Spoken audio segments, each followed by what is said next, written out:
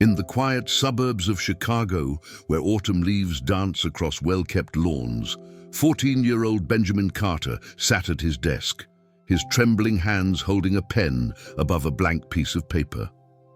The soft whir of medical equipment in the background had become a familiar soundtrack to his days, but today the sound carried a different weight. Today he was writing the most important letter of his life. The year was 1993, and while most teenagers were worried about school dances and homework, Benjamin was fighting a different kind of battle. His room, once filled with posters of basketball, games and dreams of playing in high school, had slowly transformed into a makeshift medical space. But one thing remained constant: the largest poster on his wall, showing Michael Jordan soaring through the air in his signature flight. Benjamin had always been different from other kids. He wasn't the fastest or the strongest, but he had something special, an unwavering spirit that refused to give up, much like his basketball hero. His mother, Emma Carter, would often say he got that from watching too many Bulls games. But deep down, she knew it was just who he was. The doctors had given them the news 3 months ago. The treatments weren't working anymore. Benjamin had listened to the words with the same quiet determination he showed during his basketball practices, back when he could still play. But it was what the doctor said next that sparked something in him: make every day count. And that's exactly what brought him to this moment, sitting at his desk, attempting to write a letter to the greatest basketball player in the world. The Chicago Bulls were having their best season yet, and Michael Jordan was at the height of his career. The chances of him reading a letter from one of millions of fans seemed impossible, but Benjamin Carter didn't believe in impossible. "Dear Michael Jordan," he started, then paused. "How do you tell your hero that you're their biggest fan without sounding like every other fan? How do you express what their games meant to you during the longest nights in the hospital?" Benjamin took a deep breath and decided to do what his father, James Carter, always advised: just tell the truth. The letter flowed from there, words pouring onto the page like a quiet conversation between friends. He wrote about watching Jordan's games from his hospital bed, how he would imitate the famous crossover dribble during physical therapy sessions, and how the nurses would cheer him on. He wrote about his dream of playing basketball, now forever changed, but not forgotten. In the kitchen downstairs, Emma Carter was preparing Benjamin's favorite meal, the sound of pots and pans creating a comforting rhythm. She had watched her son's passion for basketball transformed from a simple hobby into a lifeline. Even now, when standing for too long was a challenge, he would insist on watching every Bulls game, analyzing every play, his eyes bright with admiration for number 23. Benjamin paused in his writing, looking out his window at the neighborhood basketball court where he used to play. The empty court seemed to hold all his memories. His first basket, the countless hours of practice, the last game he played before everything changed. But today, those memories didn't bring sadness. They brought purpose to his letter. "I know. You're very busy," he continued writing, "and you probably get thousands of letters. But I wanted to tell you that you've already helped me more than you could know. Every time I watch you play, every time you refuse to give up, it reminds me to keep fighting too." The truth was, Benjamin had been holding on to this letter in his heart for months. Each word represented a moment of hope he had gathered while watching Jordan play. The way Jordan would rise after every fall, the way he would push through exhaustion, the way he made the impossible look easy. These weren't just basketball moments to Benjamin. They were life lessons. Outside his room, life went on as usual. His sister, Olivia Carter, was practicing piano downstairs, the melody of her music floating up through the floorboards. His father was probably still at work, where he had been putting in extra hours to cover the mounting medical bills. But in Benjamin's room, time seemed to stand still as he poured his heart onto the paper. As the afternoon light began to fade, Benjamin reached the end of his letter. His hand was tired, but his spirit felt lighter. He had said everything he needed to say, shared every dream, every fear, and every thank you he had been holding inside. Now came the hardest part, the goodbye. "I don't know if you'll ever read this," he wrote, "but I wanted you to know that you've helped one kid in Chicago find the strength to keep pushing forward, just like you do on the court. Thank you for showing me what it means to be brave." He signed his name at the bottom, added his return address, and sealed the envelope with care. The letter might never reach Jordan's hands, but somehow, just writing it had made Benjamin feel closer to his hero. It was as if by sharing his story, he had created a connection that transcended the barriers between a superstar athlete and a young fan. Emma Carter appeared in his doorway, her smile gentle as she watched her son hold the finished letter. She didn't need to ask what it was. She had seen him working on it all afternoon, had witnessed the determination in his eyes that reminded her so much of his healthier days. "Ready for dinner?" she asked, knowing that today had taken a lot out of him. Benjamin nodded, carefully placing the letter in his drawer. Tomorrow they would mail it. Tomorrow his words would begin their journey to Michael Jordan. But for now, he had done what he set out to do. He had shared his truth, his gratitude, and his story with the person who had unknowingly helped him find strength when he needed it most. As he followed his mother downstairs, Benjamin felt different. The letter had been more than just a fan reaching out to their hero. It was a testament to the power of inspiration, to the way one person's example could light the path for another, even from afar. Whether Michael Jordan would ever read his words didn't matter as much as the fact that he had found the courage to write them. The Chicago Bulls were playing that night, and as Benjamin settled into his usual spot on the couch, his completed letter safely tucked away upstairs, he watched his hero take the court with new eyes. Every move Jordan made seemed to carry a message now, about perseverance, about fighting through pain, about never giving up. The game played on, but in Benjamin's mind, the real victory had already been won. He had done something brave today, something true to himself. As Jordan soared through the air for another spectacular dunk, Benjamin smiled, knowing that somewhere between the words of his letter and the inspiration of his hero, he had found his own kind of flight. Little did Benjamin know that his letter would set in motion events that would touch not only his life, but the lives of many others. His words, written with such honest simplicity, were about to create ripples that would extend far beyond his quiet suburban home in Chicago. But that was tomorrow's story. For now he was content, watching the game with his family, his heart full of hope and his spirit soaring with every play his hero made on the court. The Bulls' practice facility buzzed with its usual energy, the rhythmic bounce of basketballs, squeaking sneakers, and the sharp whistle of assistant coaches directing drills. It was just another Tuesday morning for most, but for William Hall, the team's longtime equipment manager, this day would be different. As he sorted through the Daily Mail delivery, a letter caught his attention. Not because it was special looking, quite the opposite. Among the glossy fan mail and professional correspondence, this simple envelope stood out in its earnestness. The return address showed it was from Benjamin Carter in Chicago. William had been handling Michael Jordan's mail for years, and something about this letter made him pause.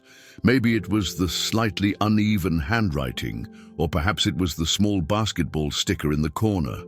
Whatever it was, he set it aside in the small pile that would make its way to Jordan's personal attention. Meanwhile, back at the Carter household, 2 weeks had passed since Benjamin had mailed his letter.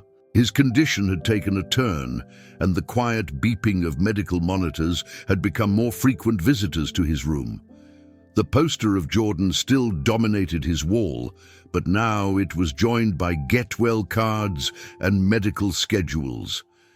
His sister, Olivia had taken to reading him game recaps when he was too tired to watch the full matches.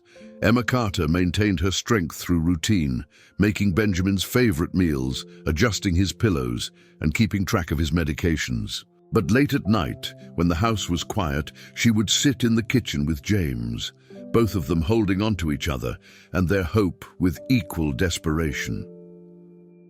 That morning, as Michael Jordan arrived at practice, William Hall approached him with the day's selected mail. "This one's different, Mr. Jordan," he said quietly, handing him Benjamin's letter. Jordan, used to receiving hundreds of letters each week, took it with his usual politeness. But as he began to read, his expression changed.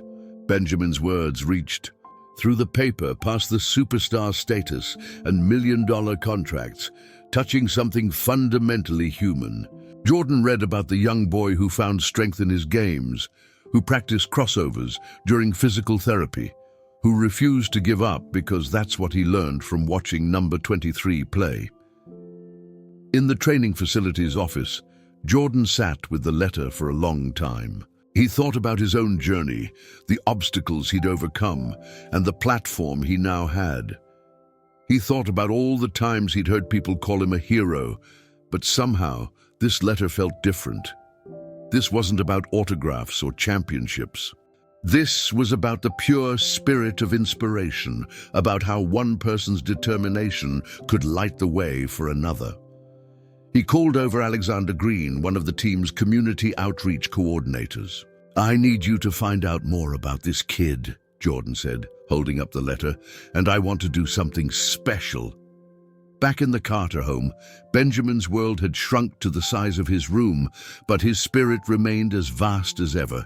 He had started keeping a journal of every Bulls game he watched, noting Jordan's moves, his strategies, the way he led his team. It was his way of staying connected to the sport he loved, even when his body wouldn't let him play. Olivia had taken to sitting with him during games, learning the rules and players' names so she could share in her brother's passion. She didn't understand all the technical terms he used, but she understood the way basketball made his eyes light up, and that was enough. One afternoon, as Emma was helping Benjamin with his lunch, the phone rang. James answered it downstairs, and moments later, his footsteps could be heard rapidly ascending the stairs.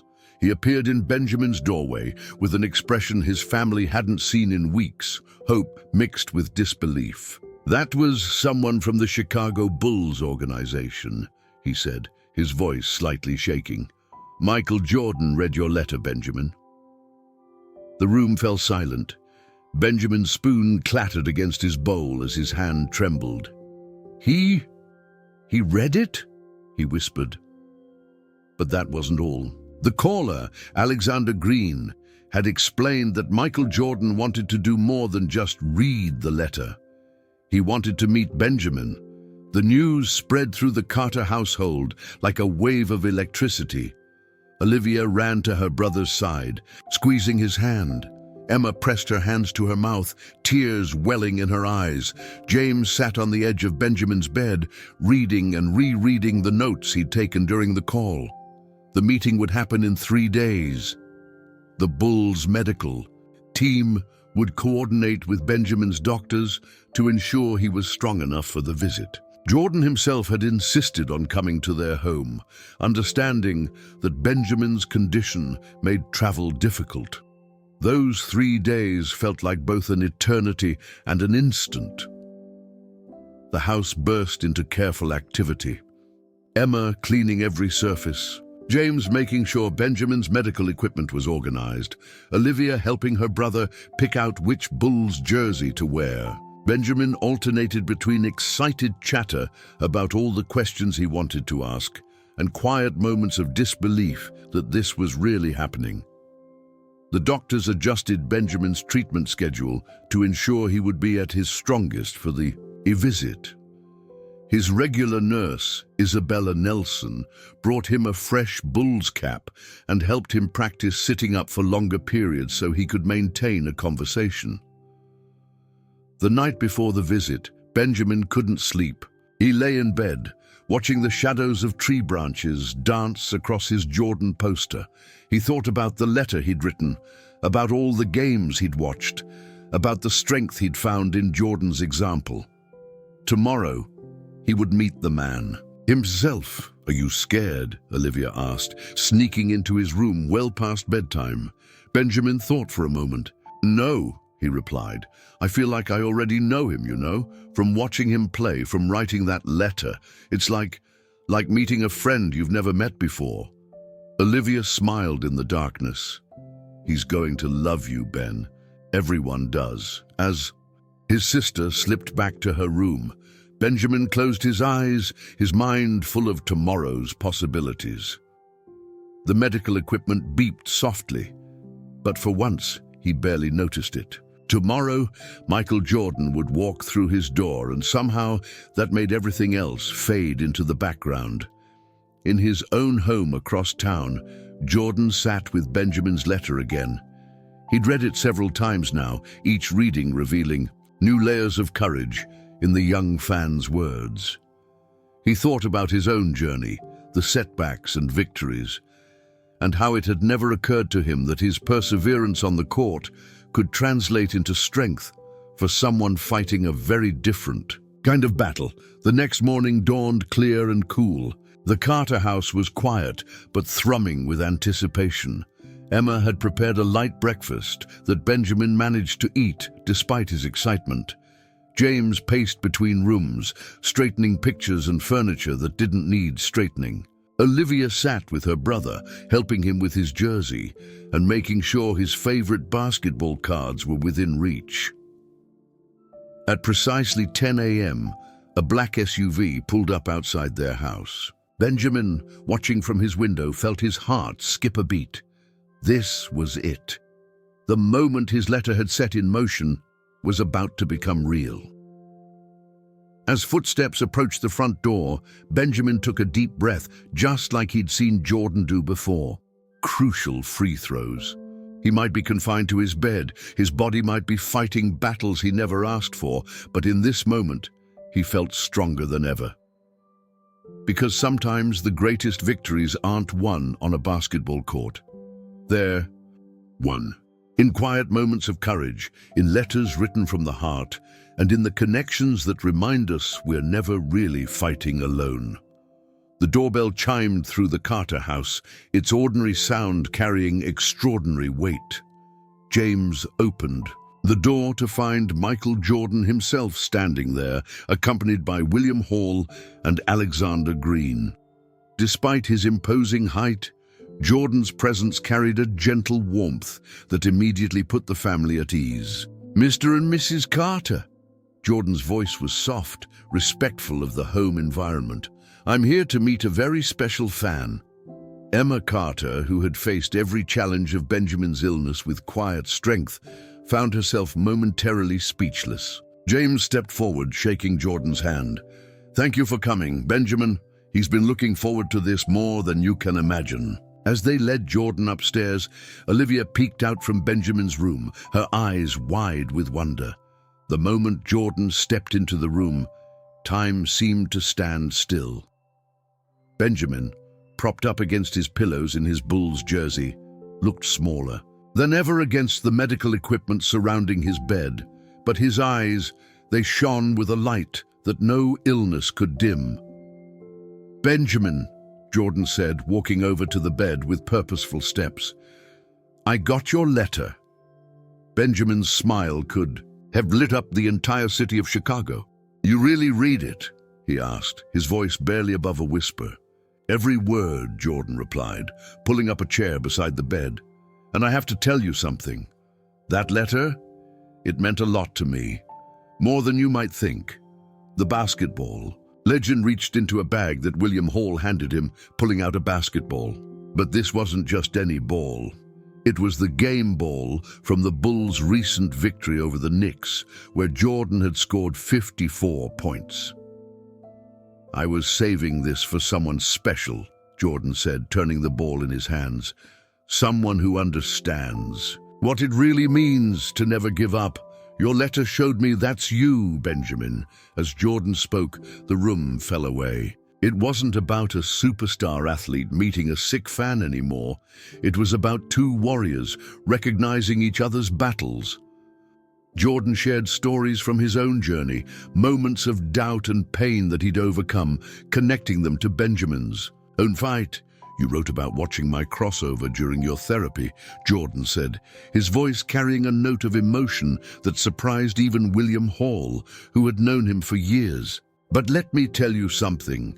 The strength you show every day, that's worth more than any move I've ever made on the court." Benjamin listened intently, occasionally glancing at the poster on his wall and back to the real Michael Jordan sitting beside him, as if confirming this wasn't a dream. His sister Olivia stood in the corner, recording every moment on the family's video camera, her hands steady despite her tears. "I brought something else for you," Jordan said, reaching into the bag again. He pulled out a Bulls jersey, not a replica but his own game-worn jersey from the previous week's match. "This is the jersey I was wearing when I read your letter. I want you to have it." Benjamin's hands trembled as he touched the fabric, his fingers tracing the number 23. "But this is yours," he whispered. "Now it's yours," Jordan replied. "Because you're part of my team now, Benjamin. And on my team, we never stop fighting." Emma Carter watched from the doorway, her hand clasped over her mouth, as Jordan began sharing game strategies with Benjamin. But he wasn't just talking about basketball. He was talking about life, about facing challenges, about finding strength. "In the darkest moments, you know what I do when things get tough on the court?" Jordan asked, leaning in closer to Benjamin. "I think about all the times people said I couldn't do something. Every doubt, every setback, I turn them into fuel. That's what you're doing too, Benjamin. Every day you keep fighting, you're scoring the biggest points of all." The conversation flowed naturally, touching on basketball, but always coming back to the deeper connection they shared, the understanding of what it means to face overwhelming odds with unwavering spirit. Jordan asked Benjamin about his favorite Bulls moments, and Benjamin shared his detailed game journals, impressing Jordan with his knowledge and insight. "You've got a coach's mind," Jordan said, flipping through the pages of Benjamin's careful observations. "You see things others might miss." As the visit continued, Alexander Green quietly coordinated with the medical team, ensuring Benjamin wasn't getting overtired. But Benjamin seemed energized by Jordan's presence, sitting up straighter, his voice growing stronger as they talked. "I watch you play every game," Benjamin said. "Even when I'm having bad days, watching you never give up. It helps me keep going." Jordan's expression softened. "That's what it's all about, Benjamin. We all need something to believe in, something to fight for. You might think you're just watching games, but you're learning one of life's most important lessons, that the human spirit is stronger than any obstacle." He reached into the bag one final time, pulling out a sealed envelope. "This is my letter to you," Jordan said, placing it in Benjamin's hands. "But don't open it yet. Save it for a day when you need extra strength. When you read it, remember this moment. Remember that you've got me in your corner." Benjamin held the envelope like it was made of gold, carefully placing it on his bedside table. His medical monitor beeped steadily in the background, but for once, no one in the room seemed to notice it. "Before I go," Jordan said, "I want you to know something. Your letter didn't just reach me, it touched me. It reminded me why I play the game, why every struggle and every victory matters. You might think I'm here to give you strength, Benjamin, but the truth is your courage gives me strength too." As if to prove his point, Jordan pulled out his wallet and removed a small piece of paper. It was Benjamin's letter, folded carefully and carried close. "I keep this with me now," he said. "When things get tough, when I'm tired or doubting, I read it again, because it reminds me that what we do matters beyond the court." The visit had lasted longer than planned, but neither Jordan nor his team seemed to mind. As the afternoon light began to fade, Jordan stood to leave, but not before, making a promise to Benjamin. "I want you to watch our next game carefully," he said. "When I do this," he demonstrated a subtle gesture, touching his heart twice. "That's for you. That's me telling you to keep fighting, just like you told me in your letter." The goodbye was emotional but hopeful. Jordan hugged Benjamin gently, mindful of the medical equipment. He shook hands with James, hugged Emma, and high-fived Olivia. But before leaving, he turned back to Benjamin one last time. "Remember, Benjamin," he said, his voice carrying the same intensity he brought to crucial game moments. "We're teammates now, and teammates never give up on each other." As the door closed behind Jordan and his team, the Carter house felt different. The medical equipment was still there, the challenges hadn't magically disappeared, but something had changed. Benjamin held his new jersey and ball, surrounded by his family, his eyes bright with renewed purpose. That evening, as Emma tucked him in, Benjamin smiled up at her. "Mom," he said, "I always knew Michael Jordan was a hero.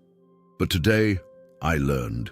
He's also just a person who understands, and somehow that makes him even more of a hero."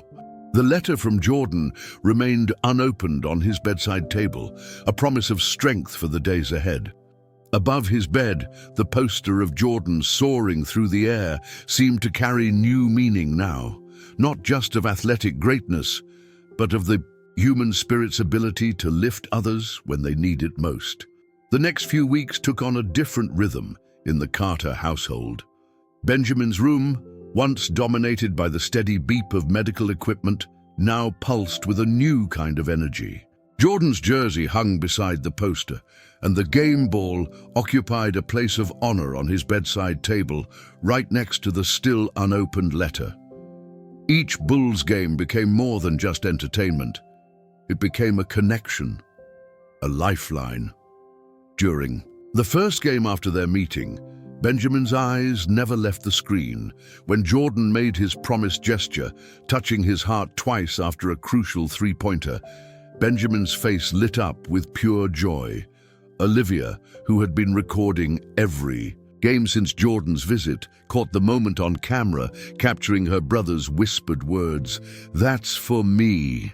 The nurses noticed a change in Benjamin, too. Isabella Nelson, who had been with him through countless difficult nights, saw how he approached his treatments with renewed determination. During particularly challenging moments, he would glance at the jersey or touch the basketball, drawing strength from their presence. "Just like MJ in the fourth quarter," he would say through gritted teeth, pushing through another difficult therapy session. The medical staff began using basketball metaphors to help him through procedures, counting down like a game clock, celebrating small victories like scored points. Word of Jordan's visit spread through the hospital, inspiring other young patients. Benjamin began sharing his story with them, showing them the game ball and jersey, but more importantly, he shared the spirit of perseverance he'd learned from his hero. Children from other wards would visit when they could, listening to Benjamin break down Bulls games with the expertise of a seasoned announcer. Emma Carter noticed something else too. Benjamin had started writing again. Not just game notes this time, but letters. Letters to other sick kids in the hospital, letters to their parents, letters to the medical staff. Each one carried the same message of hope and resilience that he'd first written to Jordan. One morning, about a month after Jordan's visit, Benjamin woke up feeling weaker than usual. The doctors had warned the family about days like this, but it didn't make them any easier. As he lay in bed, his eyes fell on Jordan's unopened letter. "I think it's time," he said to Olivia, who was keeping him company. She carefully brought him the envelope, her hands steady as she helped him open it. Jordan's words, written in his distinctive handwriting, filled the page. "Dear Benjamin, if you're reading this, it means you're facing one of those moments when you need an extra push, an extra reminder of your own strength. I want you to know something, that strength isn't coming from this letter or from me. It's been inside you all along. When I play basketball, people see the victories. They see the game-winning shots and the championships. What they don't see are the countless hours of practice, the days when every muscle aches, the moments of doubt. But that's where the real victory happens, in those moments when you choose to keep going. You're fighting a different kind of game, Benjamin, but you're showing the same kind of heart. Every day you wake up and face your challenges, you're winning. Every time you smile through the pain, you're scoring. Every person you inspire with your courage, that's an assist that matters more than any I've ever made on the court. Remember what I told you, we're teammates now. And just like I look for my teammates on the court, I'm looking out for you. Every game I play, every time I touch my heart twice, that's me passing strength to you. Take it and run with it, just like we practiced. Keep fighting, keep believing, keep inspiring others. You've already shown me what true courage looks like. Now show the world, your teammate, Michael Jordan. Benjamin read the letter aloud, his voice growing stronger with each word.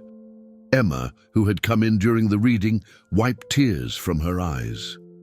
James stood in the doorway, his hand gripping the frame, drawing strength from his son's strength. That afternoon, something remarkable happened. The pediatric ward organized a small basketball tournament in the hospital's recreation room. Children who were able came in wheelchairs or with IV poles. Benjamin, too weak to leave his bed, watched via video call that Olivia had set up. The children wore Bulls jerseys or Jordan's number written on their hospital gowns. Each time someone scored, they touched their heart twice. Benjamin's signal, now shared among all of them. It wasn't about winning or losing. It was about fighting, about living, about finding joy in the midst of struggle. A week later, William Hall visited the hospital with another surprise. A video message from Jordan recorded during practice. "I heard about your basketball tournament," Jordan said in the video. "You're all showing the kind of spirit that makes a true champion. Benjamin, your teammates are making us proud." The impact of Benjamin's story rippled outward. Other NBA players began visiting the hospital. Local news picked up the story, not focusing on the sadness of sick children, but on the strength they showed, the way they lifted each other up, all sparked by one boy's letter to his hero. Benjamin's condition had its ups and downs, but his spirit remained unshakable. On good days, he would narrate Bulls games for other patients, his voice carrying through the hospital halls, bringing excitement and normalcy to an environment that often lacked both. On harder days, he would hold Jordan's letter, drawing strength. From the words of his teammate, the letter Jordan had carried in his wallet, Benjamin's original message, made its own journey. During press conferences, reporters began noticing Jordan touching his chest twice after big games. When finally asked about it, Jordan spoke about Benjamin, about courage that transcends sport, about the power of never giving up. As winter turned to spring, Benjamin's room became a testament to the bridge between sports and spirit. Cards and letters from other patients covered his walls, alongside the basketball memorabilia. The game ball from Jordan sat alongside smaller balls signed by other children in the ward. Each item told a story of connection, of inspiration, passed from one fighter to another. One evening, as Benjamin watched another Bulls game with his family, he turned to his mother. "You know what, Mom? When I wrote that letter to Michael Jordan, I thought I was just writing to my hero, but now I understand. Being a hero isn't about being famous or winning championships. It's about helping others find their strength." Emma smiled, remembering the quiet boy who had sat at his desk months ago, pouring his heart into a letter. "You're right, sweetheart, and you've become quite the hero yourself." Benjamin's story became more than just a tale of a basketball star visiting a sick fan. It became a reminder of how human connection can multiply courage, how inspiration can flow both ways, and how the simplest acts, like writing a letter from the heart, can create ripples of hope that touch countless lives. In the years that followed, the pediatric ward of that Chicago hospital maintained a special tradition. New patients would often find a letter on their pillow sharing the story of Benjamin Carter and Michael Jordan, reminding them that they were part of a team of fighters, that they were never alone in their struggles. And in the Bulls' practice facility, Jordan kept Benjamin's letter close, a reminder that sometimes the greatest victories happen far from any basketball court, in the quiet moments when one heart reaches out to another, when courage is passed like a basketball from teammate to teammate, creating a legacy of strength that continues to inspire long after the final buzzer has sounded.